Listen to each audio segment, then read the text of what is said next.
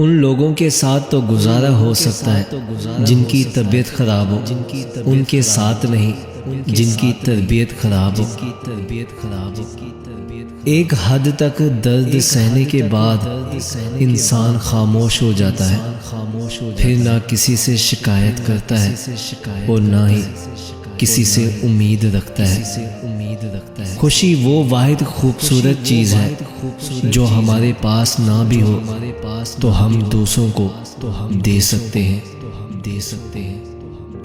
بالآخر انسان دوسروں کو قائل کرنا چھوڑ دیتا ہے، اس کو سمجھ آ جاتی ہے کہ کس کی کتنی پرواہ کرنی ہے اور کس سے کتنا فاصلہ رکھنا ہے۔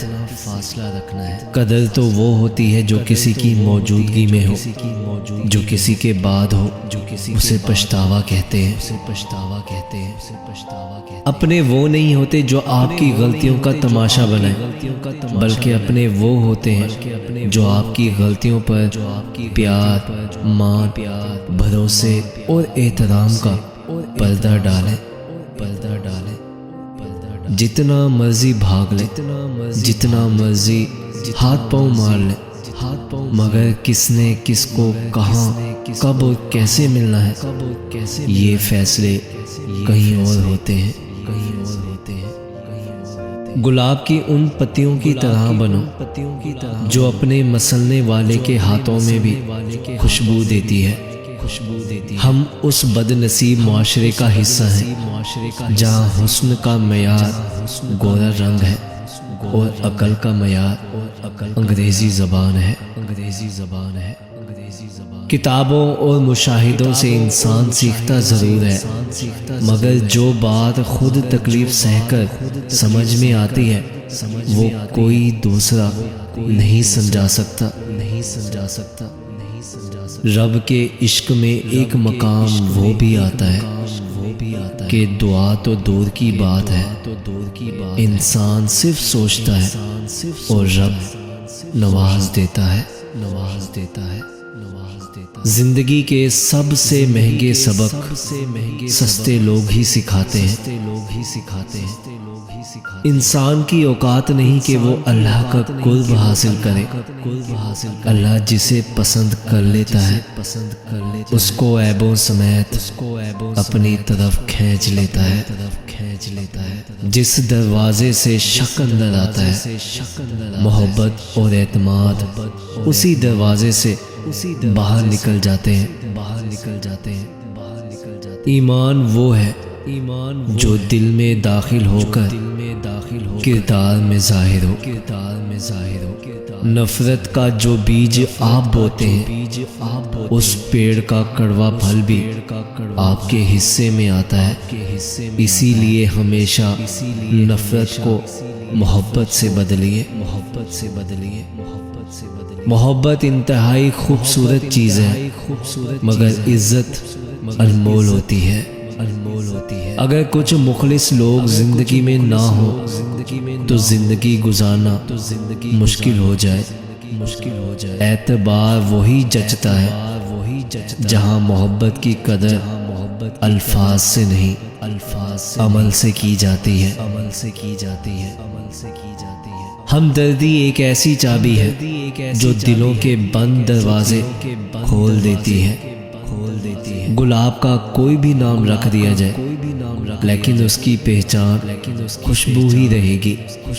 انسان کا کوئی بھی رنگ و روپ، ذات یا قبلہ ہو مگر پہچان اس کے کردار اور اخلاق سے ہی ہوگی۔ جو شخص آپ کے کردار اور اخلاص سے بغض رکھے اسے تلوار سے نہیں صبر سے سزا دے۔ کوشش کریے بنا مطلب کے اچھے بنیے، مطلب سے تو بہت سے اچھے بنے پھرتے ہیں۔ کچھ لوگ فساد کی جڑ نہیں پورے کے پورے درخت ہوتے ہیں۔ طوفان میں کشتیاں اور گھمنڈ میں ہستیاں ڈوب جاتی ہیں۔ بعض اوقات لوگ ہماری قدر اس لیے بھی نہیں کرتے کیونکہ ہم انہیں احساس دلا چکے ہوتے ہیں کہ ہم ان کے بغیر نہیں رہ سکتے۔ جو دروازے آپ پر بند ہو جائیں انہیں کھٹکھٹا کر اپنی عزت نفس نہ گرائیے۔ زیادہ تر تعلقات اور رشتے کان میں کچرا یعنی کہ غلط فہمیت جمع ہونے کی وجہ سے بگڑتے ہیں۔ حسد کریں گے تو کچھ نہیں پائیں گے اور شکر کریں گے تو گن نہیں پائیں گے۔ آج کا انسان صرف دولت کو خوش نصیبی سمجھتا ہے اور یہی اس کی بد نصیبی کا ثبوت ہے۔ آپ 100 نیک کام کر لیں، کوئی آپ کو جنت میں جانے کی خوشخبری نہیں دے گا۔ بس ایک غلط کام کر لیں، بس آپ کو تقریباً جہنم کے دروازے تک چھوڑ کے آئیں گے۔ پہلی غلط فہمی کو دور نہ کیا جائے تو پھر وہ مزید غلط فہمیوں کی جڑ بن جاتی ہے۔ اگر ایک ماں اپنے جوان اولاد کے مرنے کے بعد بھی زندہ رہ سکتی ہے تو میرا خیال ہے کہ کوئی کسی کے بغیر نہیں مرتا۔ اور پھر وہ اللہ حقیقت دکھا دیتا ہے ہر رشتے کی، ہر محبت کی، اور فرماتا ہے بتا کون ہے تیرا میرے سوا۔ انسان کی زبان جھوٹ نہیں بولتی، انسان خود جھوٹ بولتا ہے، اور جس دن زبان بولنا شروع ہو گئی وہ سچ ہی بولے گی۔ مایوسی وہ ہے کہ جو انسان سے اس کا سکھ چین اور سکھ چھین لیتی ہے۔